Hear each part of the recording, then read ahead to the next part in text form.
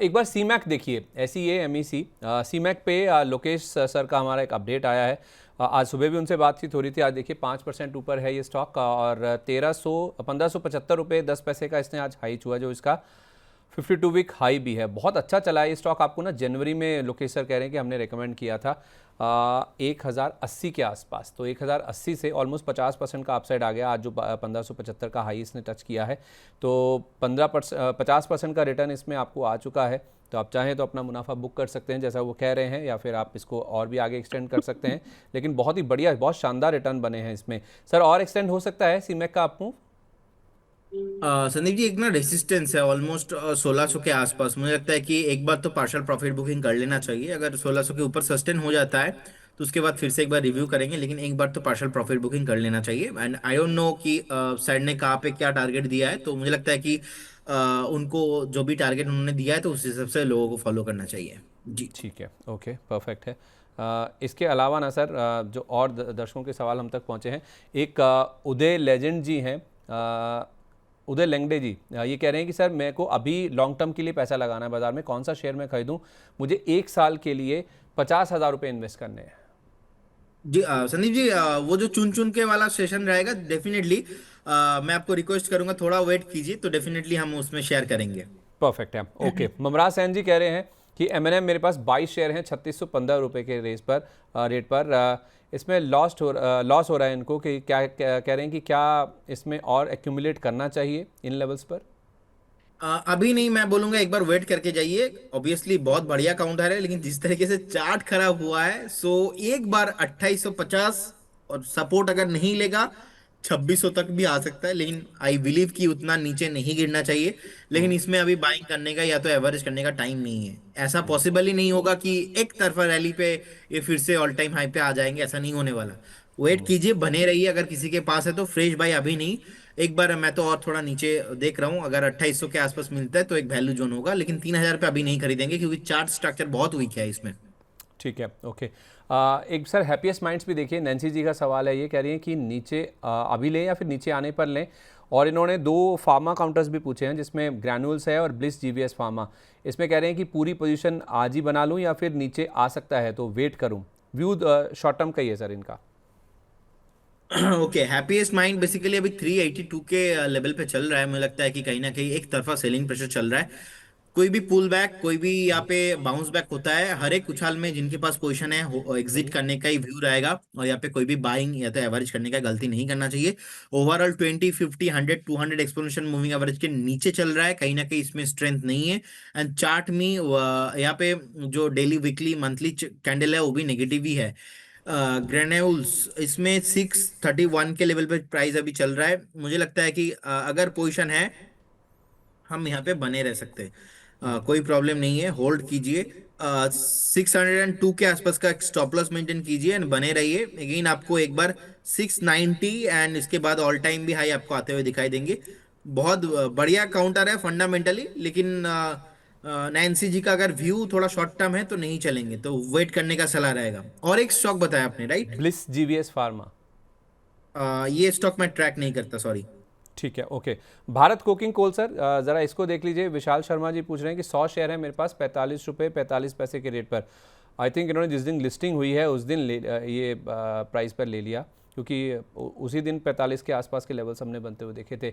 अभी सर ये गिरकर 33 के नीचे आ गया, इनको राय दीजिए। और दूसरा एजिस लॉजिस्टिक्स, इनके पास 30 शेयर हैं 789 के रेट पर। कह रहे हैं कि इसमें एवरेज कब कर सकते हैं? देखिए, मुझे लगता है कि एजीस लॉजिस्टिक अभी एवरेज करने का सलाह नहीं रहेगा जब तक कि अपना पुराना जो बॉक्स है वो उस बॉक्स में वापस नहीं आ जाता, तब तक हम एक बार अवॉइड करने का ही सलाह देंगे इसको। 700 के ऊपर क्लोजिंग होना बहुत इंपॉर्टेंट है। जब तक वो नहीं आएगा यहाँ पे वैल्यू इन्वेस्टिंग नहीं किया जा सकता है, क्योंकि चार्ट जिस तरीके से खराब हुआ है हो सकता है कि एक बार 400 भी आ जाए अगर ये 700 के ऊपर सस्टेन नहीं करेगा तो इसमें पुराना जो इसमें बायर्स है वो लौटेगा नहीं। And Bharat coking coal limited 32.6 के आसपास चल रहा है। लगातार व्यू सेम है। इसमें बाय नहीं करना है। कहीं ना कहीं अगर हमने आईपीओ का जो लिस्टिंग डे है उसके बाद से लगातार बोल रहे हैं इसको हम नहीं खरीदेंगे, क्योंकि वैल्यूएशन कंफर्ट नहीं मिल रहा है। कहीं ना कहीं टेक्निकली ये सपोर्ट नहीं कर रहा है। जिस दिन ये 40 के ऊपर क्लोजिंग देगा, खरीदेंगे, महंगा खरीदेंगे, सच्चे दिल से खरीदेंगे, अच्छा वैल्यू भी मिलेगा। 40 पे खरीदेंगे, 60 भी मिलेंगे, लेकिन 40 के ऊपर खरीदेंगे। अब 32 पे खरीदने का मतलब है आपको 25 भी दिखना पड़ेगा, 20 भी दिखना पड़ेगा। वो गलती नहीं करेंगे। सेकेंड थिंग, कोल इंडिया इसका सब्सिडियरी कंपनी है, इसमें मैं अभी भी पॉजिटिव हूँ। और देखिए, जब से कॉल दिया है स्टॉक नहीं ऊपर आया है, टारगेट भी थोड़ा ऊपर का साइड में लगा के थोड़ा बहुत नीचे आया था, फिर से 461 के आसपास का है। तो अगर किसी को रहना है, कोल इंडिया के साथ रहिए। बाकी मुझे नहीं लगता कि अभी भारत कोकिंग कोल के साथ रहना चाहिए, एक बार इग्नोर करने का सलाह रहेगा जी।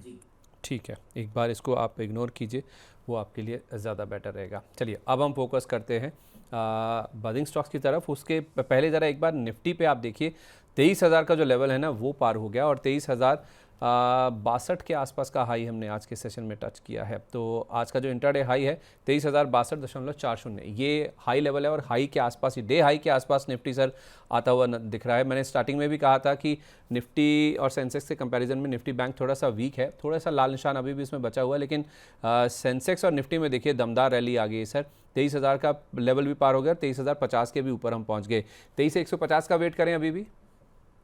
संदीप जी, वो फिर से ये वाला सिचुएशन है कि वो बुलाती है मगर जाने का नहीं। जाने का नहीं। 8 बजे ऑलरेडी ट्रम्प का कुछ आने वाला है, और ईरान एम्बासी ने ऑफिशियली अपने हैंडल से लिखा है, क्या 8 बजे से आप रात को 1 बजे 2 बजे तक खींचना चाहेंगे, इसको और रिशेड्यूल करना चाहेंगे?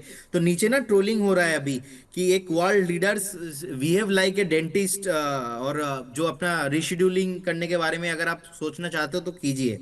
तो कहीं ना कहीं देखिए, बाजार में जो चीज चल रहा है ना संदीप जी, मुझे लगता है कि ये आपके लिए एक धोखा भी हो सकता है, इसीलिए थोड़ा ध्यान में रखिए सारे चीजों को। तो इसीलिए कुछ भी मार्केट टेक्निकली मूव दिखा रहा है, टेक्निकली नहीं, इसको साइकोलॉजिकली समझना बहुत इंपॉर्टेंट है। तो इसीलिए मुझे लगता है कि कुछ भी अभी मूव आ जाए, क्योंकि आज बहुत बड़ा एक अनाउंसमेंट आने वाला है, जो भी पता नहीं क्या होगा। और क्योंकि ट्रम्प को प्रेडिक्ट करना मतलब वो इम्पॉसिबल ही है, अल्टीमेटली पॉसिबल है ही नहीं, क्योंकि उनका मूड कब क्या हो जाए, क्या क्या बोलेंगे, हो सकता है तो पॉजिटिव बोलेंगे तो गैप अप, नेगेटिव बोलेंगे तो गैप डाउन।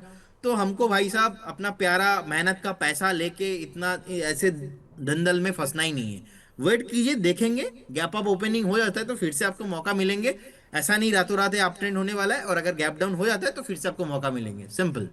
चलिए ठीक है, ओके परफेक्ट है। इस बीच लेकिन आपको एक अपडेट दे दूंगा। आज सुबह लोकेश सर हमारे साथ थे, वो कह रहे थे कि 13 अप्रैल वाला 23,000 का जो कॉल है वो आप ले लीजिए। उस समय 320 का भाव था, अभी 385 के आसपास आ गया। और उनका एक अपडेट भी आया मेरे पास कि आपको कहा भी था संदीप जी सुबह कि आप ग्रीन में क्लोजिंग की तैयारी कर लीजिए। उस समय बाजार गैप डाउन खुला था, तो कह रहे हैं कि अगर आप चाहें, आपने सुबह लिया है 320 वाला, 385 पे मिल रहा है, तो आप प्रॉफिट बुक कर सकते हैं। ये फिलहाल आपके लिए राय है। उस समय उन्होंने जो टारगेट दिए थे 440 और 500 के दिए थे, 260 रुपये का स्टॉप लॉस दिया था। अगर आपको लगता है कि आपका एपेटाइट हो गया, जितना पैसा बनना था हो गया, और इंटरडे में ही अगर आपको इतना मूव मिल जाए, तो फिर क्या ही कहने हैं, आप अपना मुनाफा बुक करके इसमें से चाहें तो निकल जाइए, मुनाफा लेकर आप इंजॉय कीजिए।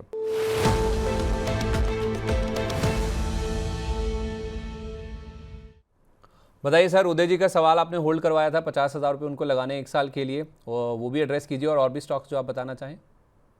देखिए, एक ही स्टॉक मैं आज लेके आया हूँ इस बाजार में। कोई भी स्टॉक तो ऐसे बहुत है, लेकिन हम ज्यादा फोकस कर रहे हैं कि स्मॉल मिड कैप पे नहीं, थोड़ा लार्ज कैप में, और जहाँ पे वैल्यू हो, जहाँ पे मार्केट नीचे आया है लेकिन स्टॉक ने ज्यादा रिएक्ट नहीं किया है, ऐसा 2-3 थीम होना चाहिए। तो नंबर 1 थीम वो अच्छा खासा ब्लू चिप स्टॉक होना चाहिए, सेकंड वो लार्ज कैप होना चाहिए, थर्ड मार्केट नीचे आया है वो डाउन साइड में पार्टिसिपेट नहीं किया है, क्योंकि मुझे रेजिलियंट हो। लगता है कि इसके बाद का जो लीडर है, लीडरशिप है, ऐसे स्टॉक्स में से आने का पॉसिबिलिटीज है। तो कंपनी का नाम है टाटा स्टील।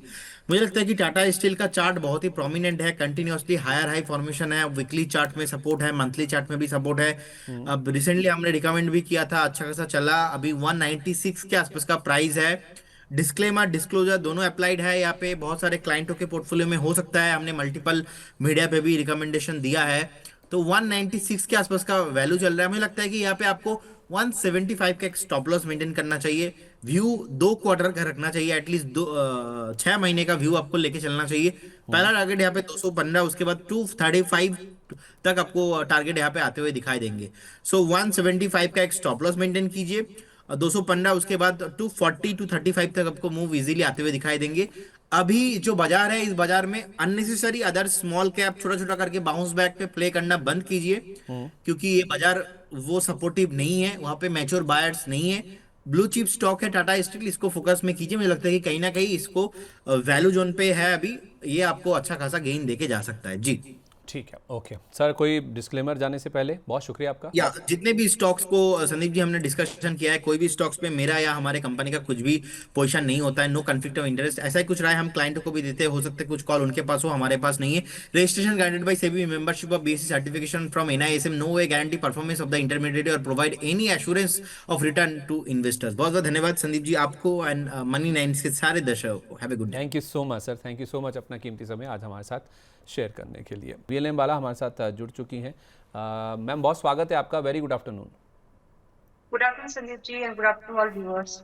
तो मैम 23,000 का लेवल आज पार हो गया है। वो 1.5 से 3% का जो अपमूव था, उसके टारगेट्स क्या थे और वहां तक पहुंच रहे हैं हम बहुत जल्द?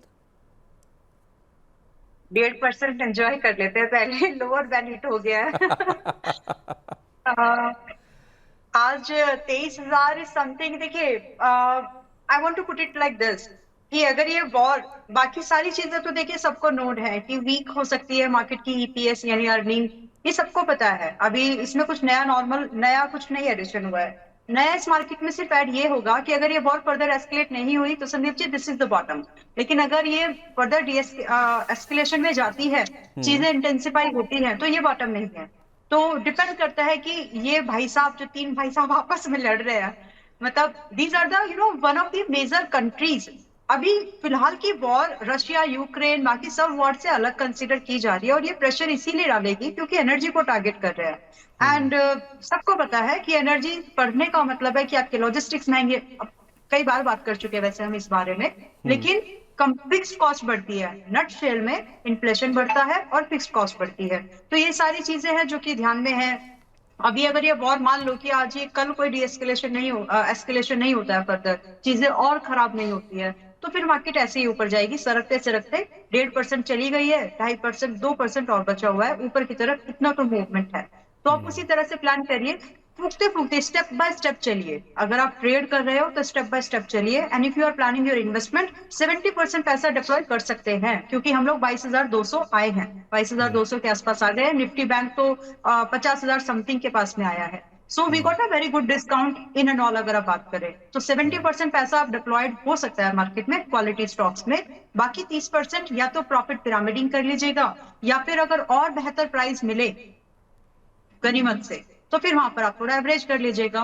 But you got to be aware कि ये मार्केट वो है जहां पर 2 साल पैसा लगाने के बाद आपको मुड़ के नहीं देखना पड़ेगा, क्योंकि ऑलरेडी हम लोग आज जहां हम बैठे हैं वो पिछले 2 साल का मोटा मोटा पिछले 2 साल के भाव पर बैठे हम लोग इंडेक्स लेवल पर। तो आपको प्लानिंग भी वैसी ही करनी होगी, क्योंकि हर 5 साल में ऐसा आता है कि अगर न्यूट्रल रिटर्न है तो फिर उसके बाद में 5 साल कहीं ना कहीं एक अपसाइड मूवमेंट बनती है। तो 2 साल न्यूट्रल हो गए हैं, अगले 2 साल आई थिंक एक अपसाइड मूवमेंट बनेगा मार्केट के लिए। ठीक है, 50% पैसा लगाइए और बाकी पैसा थोड़ा 70 अगर 70% लगा लीजिए, बाकी 30% जो रिमेनिंग है उसके लिए अगर नीचे के लेवल्स मिल जाए तो बहुत ही बढ़िया आपके लिए वो लेवल बन जाएंगे। अच्छा, 1-2 सवाल एड्रेस कर दीजिए मैम, फिर मैं प्राइमरी मार्केट वाला एक्शन समझता हूँ आपसे। एक दीपक सिंह जी का सवाल है, कह रहे हैं कि मेरे पास पैसा लो के शेयर हैं 37 रुपये 75 पैसे के रेट पर, पैसा लो और 37.75, कह रहे हैं कि मैं होल्ड करूँ या फिर इससे निकल जाऊँ, शुड आई एग्जिट? होल्ड, और 34 कैसल रखिएगा। तो इनके लेवल के आसपास ही है अभी। होल्ड, 34 कैसल रखिएगा, 40 से 45 रुपए के टारगेट के एक्सपेक्टेशन के साथ होल्ड करिए।